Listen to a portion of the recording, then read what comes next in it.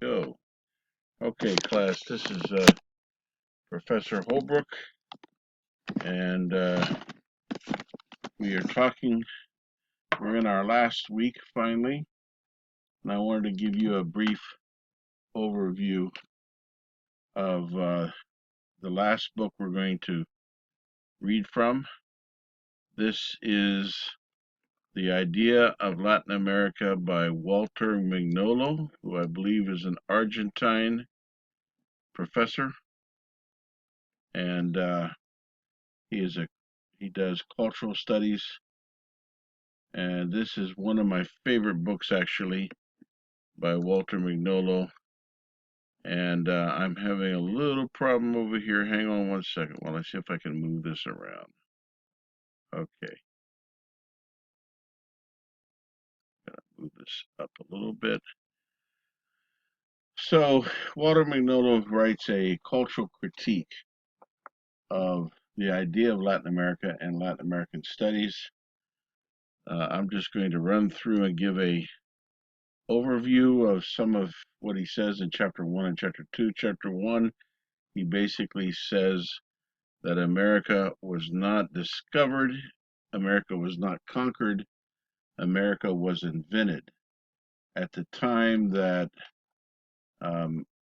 the Spaniards arrived in the Bahamas and in the Caribbean, there was no such thing as a place called America. That's why America was not conquered. It was something else other than America. The Aztecs called their empire Anahuac. The Incas called their vast and expansive territory from Chile up through Ecuador, they called it Tahuantinsuyo. In Panama, the indigenous people used the word Abya Yala. Most populations insist on calling themselves by their own names. The Europeans invented the term Indios or Indians because they thought they were arriving in India, East India. That was the original intention of Christopher Columbus. This is why the English-speaking Caribbean is called the West Indies as opposed to the East Indies, obviously. And then later, the term America was added to our continent. Now, it's important to understand that before the discovery of the American hemisphere or the Western Hemisphere, there was a medieval concept of the world that included 3 continents, according to Walter Mignolo. If you go back to around 800 or 900 AD, in the medieval period, you'll find cruciform maps shaped in the shape of a cross, in which you have, on the left, you have Europe, on the right, you have Africa, to the south, to the right, you have Asia, and to the south, you have Africa, and at the heart of the cross is Jerusalem, the center of the world. This obviously has a theological basis. The cruciform idea of the map came from the story of Noah, and the idea that Noah had 3 sons, Shem, Ham, and Japheth. Shem went out to Asia and became the father of the Semites. Japheth went out to the west, to Europe, became the father of Europeans, and Shem, Ham, and Japheth. Ham and his son Canaan went south and populated Africa. This is the concept of the world that the medieval period had, based on a theological interpretation of a biblical myth. So there were 3 continents, but now with the arrival of Christopher Columbus in the New World, so-called New World, or you might say the arrival of Amerigo Vespucci, an American cartographer, in the sailing south along the Brazilian coast in around 1506 or 1504, something like that. Amerigo Vespucci, looking at the charting the coast of Brazil, and looking at the constellations in the southern hemisphere, realized that this was not an island that he was sailing past, but a continent, a new continent, which he struggled to name, being a humble man. And because the Latin forms of Europa, Africa, and Asia were the existing continents, he Latinized his last name from Amerigo to Americus and feminized it to America. And presto, we have the American continent, singular, if you notice. So one of the things that Mignolo does is he defines coloniality, which can be traced, which goes along, it accompanies modernity, and it can be traced back to the European Renaissance. And according to him, coloniality is the dark side of modernity. The the Europeans ventured out and began to explore the world, but their exploration was accompanied by exploitation, and they began to appropriate the global resources, other other territories, other peoples, to themselves as raw materials for the growth of modernity. And they eventually took control of most of the entire planet. So colonialism refers to the specific periods of imperial domination by such powers as the Spanish, the British, the Dutch, the French, and the United States in the 20th century. To some small degree, I suppose the Russians are in there also. So, who is an Americano? Um, Spanish and Portuguese Creoles at the time of independence, that is, at the end of the colonial period, these Creoles were white Spanish and Portuguese people who were born in the Western Hemisphere, not in Europe, and they began to think of themselves as distinct from Europeans, and they began to call themselves Americanos. So you had Brazilian Americanos, Argentine Americanos, Colombian, Mexican Americanos. um, Something interesting to think about is Jose Marti's poem Nuestro America. You notice his poem is in the singular, and that's written in the 1880s, much later than the independence period. Nuestro America. Todos éramos americanos en aquel tiempo. We were all Americans at one time. Uh, there were no North Americans or Latin Americans or South Americans. We were Americanos. But something to think about is what about indigenous Aztecs in Mexico? Would they think of themselves as Americanos or Latinos or Mexicans? What about Afro Cubans with Yoruban ancestry in Cuba? What would cause them to think of themselves as Americanos or Cubans? Or would they think of themselves as Africans? Um, so this identity question is a big deal, especially in America, where there's been a constructed or invented idea of Americano and Latin America. Uh, I've always said we need a good name for, in Spanish, the name for people living in the United States is not Americanos, it's Estadounidenses, which comes from Estados Unidos. If we were to create a word like that in English, it would be United Statesians, United Statesians instead of Americans. America was not discovered, it was not conquered, it was invented. The idea of America is a modern European invention and is limited to the Europeans' view of the world and the European view of history, and pretty much the disregarded the views of the indigenous inhabitants. Of course, that's no big surprise.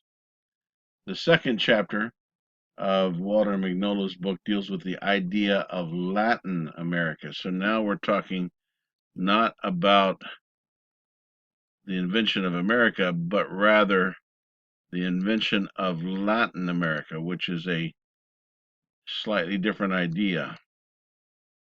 And I'm going to open my notes up for that. So, in the beginning, we have America, one new continent in addition to the three original continents. So that makes four continents. So what happened? The question that European Catholics had to ask themselves, or even European Protestants, is where did this fourth group of people come from in this new continent? Did Noah somehow have four children and one escaped the story? Were they the lost lost tribes of Israel, as some groups have thought? Were they human? Did they have souls? This was a huge conundrum for early European arrivals in the Western Hemisphere. And this began to develop into a different idea in the 19th century as Spain became weakened and ceased to be a source of pride, cultural pride for Latin Americans or people of Spanish descent living in the former Spanish Empire. Spain had become a very weak, it was no longer a world power, and the new Spanish republics felt threatened by the growing power of the United States and an Anglo Saxon nation with different values, Protestant, Anglo, not Catholic, not Spanish or Hispanic. And so some Latin Americans began to advocate that Latin America should look to France as a source of inspiration. And so the term Latin America was coined to make room for France as a Latin nation and also to incorporate Brazil into Spanish America. So some questions to think about is who is a Latino or who is a Hispanic? What is the difference between Hispanic and Latino? What about Ibero-American? Is that a term that we could use? What does Latin America apply that South American or Spanish American does not? So this brings about what's called the emergence of Latinidad or Latinism. The idea of Latin America emerged in the middle of the 19th century, interestingly enough, about the same time as the French invaded Mexico and tried to set up a monarchy in Mexico, in roughly at the same time as the American Civil War. And a number of Colombian, Peruvian, Chilean intellectuals began calling for this idea of Latin America as a way for Latin America to defend its cultural heritage, Catholic heritage, Hispanic or Latin heritage against the emerging Anglo-Saxon nation of the United States. This began around 1856 with a Colombian, Jose Caicedo, who used the term Latin America in his poem Two Americas. And I can't quite see it here without hiding this. Rich, powerful, active, and successful, rises from America in the north, the race of Latin America. The front has the Saxon race. The deadly enemy has already threatened his freedom to destroy his banner. Then in the same year, it was also used by a Chilean, Francisco Bilbao. And of course, it was utilized by the French, intending to encourage Latin America to look to the French. So, according to Walter Mignolo, this encouraged a shifting dependency. The dependency was shifted from Spain to France, to some degree later in the 20th century to the United States in some countries. And so uh, what happened was a dichotomy was set up. The dichotomy was, um, let me back up. Do you ever have a blank moment? Oh, I forget what the dichotomy was about. But this created coloniality. All the dichotomy was between North and South America, or America, Anglo America, and Latin America. So the idea is if you're American, you live in the United States. If you're not American, then you're Latin American. There's all kinds of interpretation, room for interpretation there that Walter Mignolo gets into. So you're not quite American if you're living in Colombia or Panama, Chile, Argentina, Brazil. You're Latin American. You're less than American or Americano. Now, I know some Americans may get impatient with this, but this is the history. The term was invented and it was applied to the entire hemisphere. And then the hemisphere was divided into two kinds of Americanism, American and Latin American. So this is the idea of Latin America according to Walter Mignolo. The invention of Latin America, says Mignolo, represented an attempt to incorporate the French heritage, which is Catholic and monarchical and military, by the way, martial, as part of Spanish American identity. The United States became America, and the rest was defined as a subordinate Latin America.